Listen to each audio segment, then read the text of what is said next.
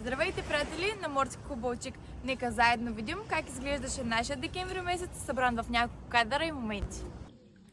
През декември месец излязоха резултатите от проведените изпити за съдии през месец ноември във Варна, София и Бургас.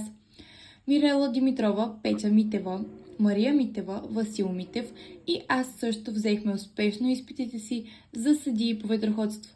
А Тодор Първанов, Велислав Димитров и Александър Славчев успешно издържаха изпит за национални съдии по ветроходство. Сега вече в клуба имаме цели 14 сертифицирани съдии по ветроходство и първите в историята на Морски клуб Балчик национални съдии по ветроходство.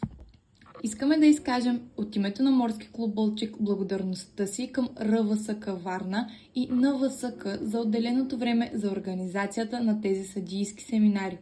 За нас те бяха изключително полезни. През декември месец, по случай Николден, във Варна, организиран от Яхт клуб Свети Николай с домакин Яхт клуб Порт Варна, се проведе регата Свети Николай за клас Оптимист. През трите състезателни дни по Черноморието преминаваше студен циклон от североизток, който направи условията на състезанието изключително екстремни.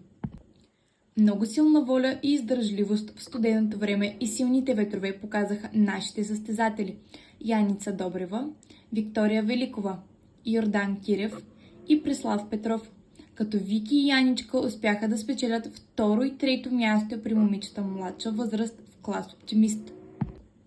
Въпреки вече застудялото време, нашите състезатели в клас Оптимист и клас Илка 4 продължават подготовката си на вода.